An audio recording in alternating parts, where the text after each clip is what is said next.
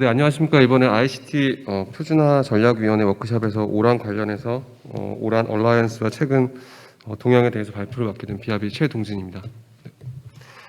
일단 시간 제약이 좀 있어가지고요. 그 많은 정보는 포함하지 못했던 부분에 대해서 좀 양해 말씀 부탁드리도록 하겠습니다. 일단 오란 얼라이언스는 2018년도에 출범을 했고요. 그래서 지금 올해 이제 4년 차를 맡고 있고요. 사실 오란 기술 자체가 5G 때 새로 나온 기술이 아니라 실제 4G 때 이미 나왔던 기술인데 지금 와서 화두가 되는 이유는 사실 4G 같은 경우는 4G가 안정화된 시장이 안정화된 후에 오란 기술이 나오면서부터 실제 기존에 나와 있던 그 4G 기지국 자체를 걷어내고 오란 기술을 접목시키기엔 좀 한계가 있었기 때문에 그 당시에는 많이 활성화가 좀 되지는 않았고요. 5G 같은 경우는 5G 기술이 도래하면서부터 오란 쪽 기술이 나오게 되면서 실제로 지금 많은 국가들이 관심 있게 보고 있는 부분도 있고 지금 주요 멤버들 자체가 주요 사업자 그리고 이제 아무래도 좀 약간 패권 싸움 때문에 이제 미국 쪽이 주도하다 보니까 실질적으로 이 오란 부분에 대한 기술들이 전 세계적으로 많은 각광을 받고 있는 것이 사실입니다. 그래서 앞으로 실제 뭐 오란 다음에 5G 다음에 이제 6G 그 사이의 그 기술들은 아마 이제 개방형 기반의 기술들이 나올 예정으로 알고 있고요. 그래서 오란을 통해서 실제 억세스 부분뿐만 아니라 트랜스포트 그다음에 코어 부분에까지 개방형이 되어 있는 이제 팁 커뮤니티에 대한 단체에 대한 부분들도 향후 이제 각광을 받을 예정입니다. 일단 그러면 저희가 오란이 무엇이고 왜 지금 각광을 받고 있는지에 대해서 한번 확인해 볼 필요가 있는데요. 일단 기존에 있는 억세스 구간을 보게 되면 실제 단말, 그다음에 RRH, 그다음 BBU, 그다음에 EPC를 통해서 통신을 주고받았던 기존에 있는 다이어그램을 보시면 될 것 같고요. 실제 이렇게 되게 되면 사업자 입장에서 보게 되면 하나의 벤더들이 폐쇄된 인터페이스를 통해서 통신을 하다 보면 뭐 개발에 대한 라이프 사이클이나 그다음에 이제 디플로이먼트에 대한 제약이 조금 있습니다. 그리고 실제 특정 벤더들에 대해서만 아무래도 그 개발이 되어 있는 부분이라서 실제 시장 그 벤더에 대한 영역 확대에서도 좀 제약이 좀 있는 게 사실이었고요. 그 다음으로 이제 나온 것들이 이제 그 RU 그다음에 DU, CU 구간으로 각 그 컴포넌트별로 나누는 그런 기술이 나오게 되었고요. 이거를 통해서 실제 그 디플로이먼트나 이제 그 디벨롭먼트 라이프 사이클 같은 경우를 좀 축소시킬 수 있는 그런 장점이 있지만 그래도 여전히 그 폐쇄된 인터페이스를 쓰고 있기 때문에 하나의 벤더가 다 시장을 장악하는 이런 이제 문제가 좀 발생하게 됐고요. 그림을 보시면 CU 부분만 지금 가상화되어 있는 것처럼 되어 있는데 실제 지금 상용화되고 있는 서비스는 DU-CU 구간이 그 가상화되어 있기 때문에 보통 저희가 부를 때는 VDU, VCU로 이렇게 얘기를 하고 있습니다. 그리고 그 다음 이제 세대는 이제 오란으로 보시면 될 것 같고요. 보통 이제 RU, DU, CU 구간 자체를 ORU, ODU, OCU 구간으로 나누게 돼서 각 인터페이스가 오픈되어 있는 형식으로 보시면 될 것 같습니다. 그래서 기존에 폐쇄되어 있던 인터페이스가 오픈이 되면서 시장 자체도 특정 벤더들이 그 리딩을 하고 있던 이 글로벌 마켓 시장도 실제 중소기업들 그리고 다양한 국가들이 이제 참여를 함으로써 이거에 대한 생태계 부분이 좀 더 강화될 예정이고요. 실제 하나의 RU뿐만 아니라 여러 벤더들이 같이 묶여져야 되기 때문에 실제 그 상호 호환성에 대한 시험적인 측면에서도 많은 이슈화가 되고 있습니다.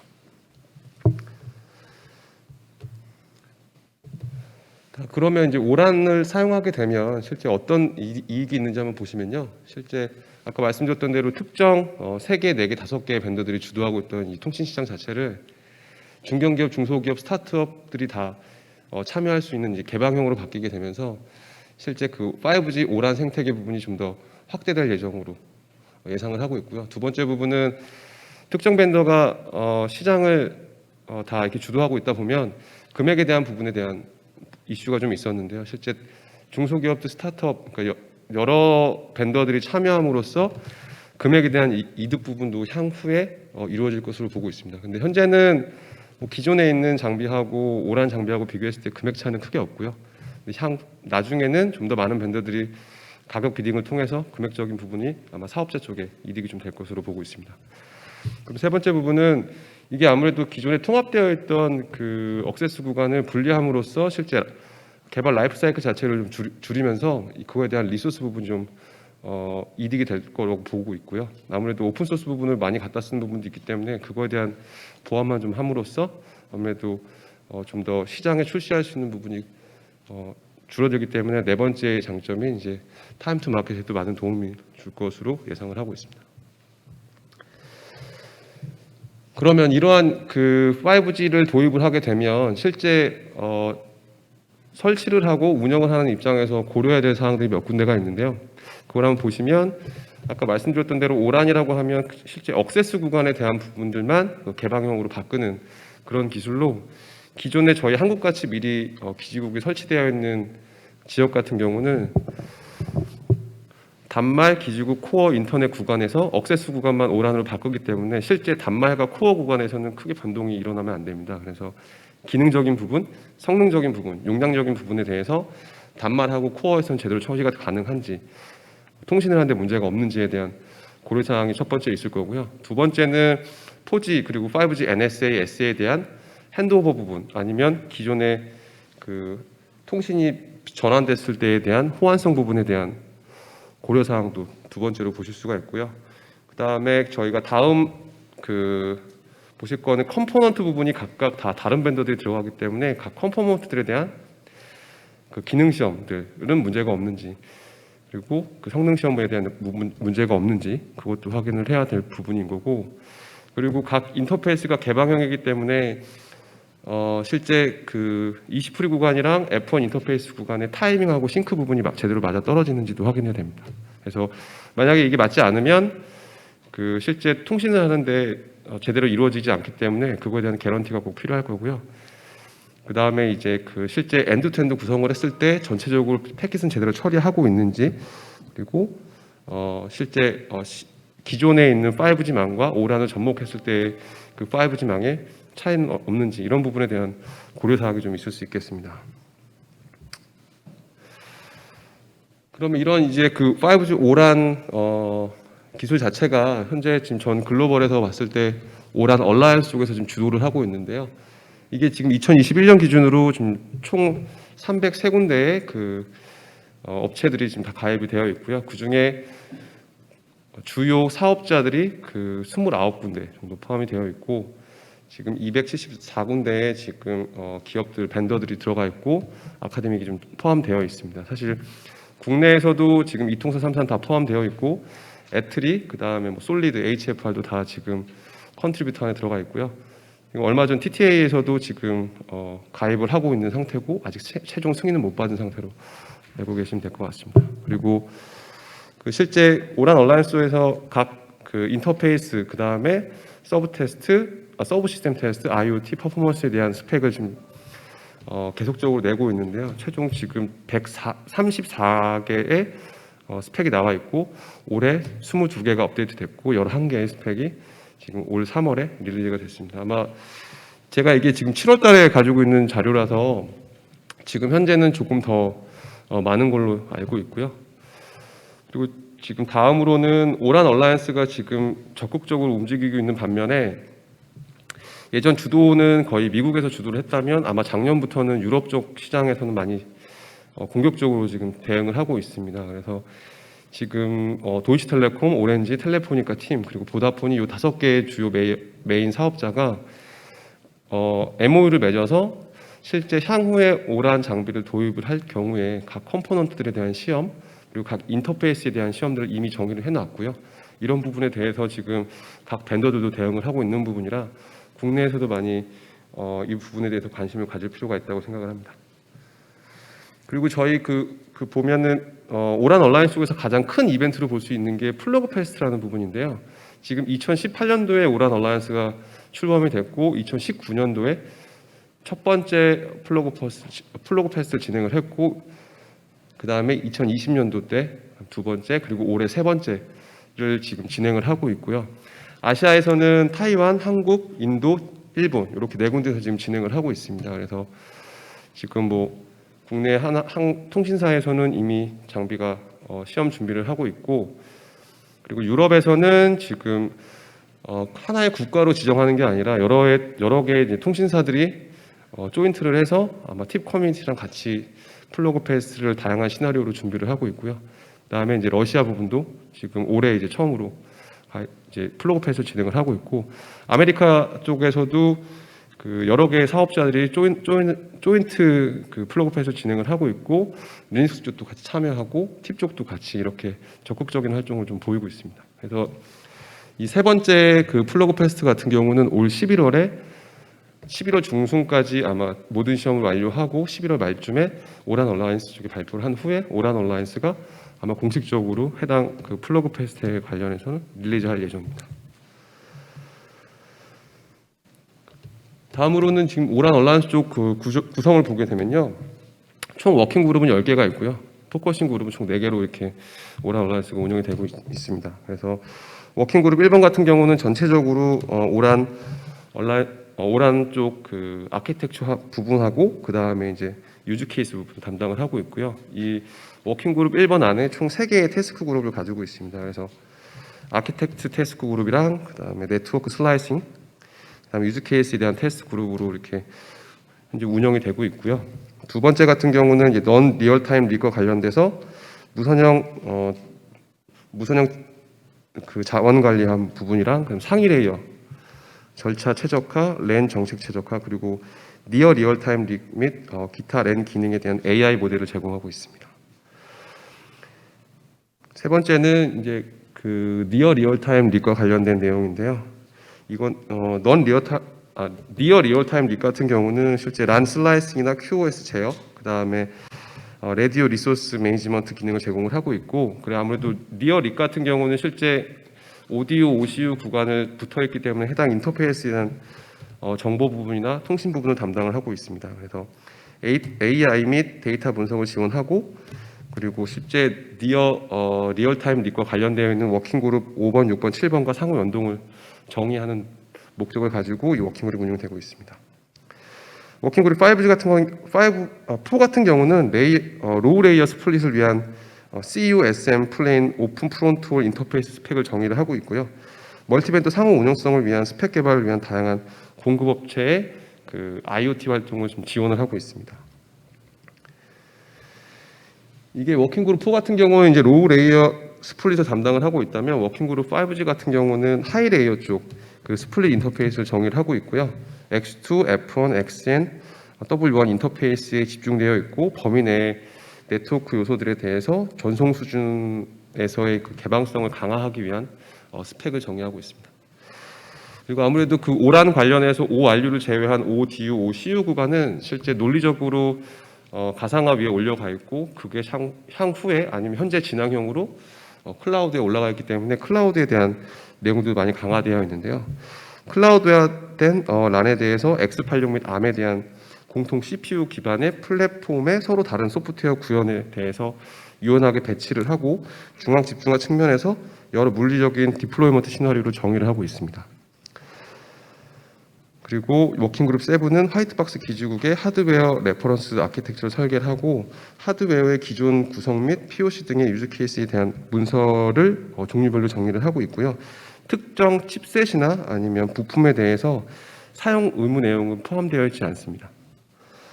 워킹그룹 8 같은 경우는 OCU와 ODU 간의 레이어 1, 2, 3 쪽 그 소프트웨어 아키텍처를 설계를 하고 있고, 내부 구성 요소에 대한 API를 정의를 하고 FR1, FR2에 대한 정의를 하고 있습니다.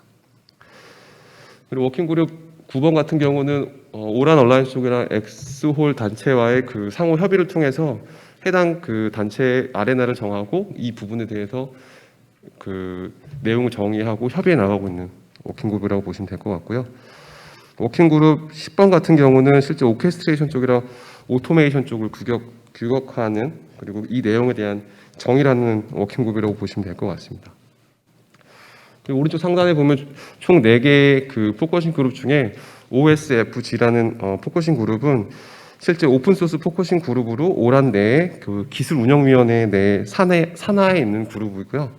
그리고 이거는 오픈소스 커뮤니티의 이제 그 계획 준비, 구축, 그리고 오픈소스 관련 전략 개발, 다른 오픈소스 커뮤니티와의 협의 부분을 담당하고 있습니다.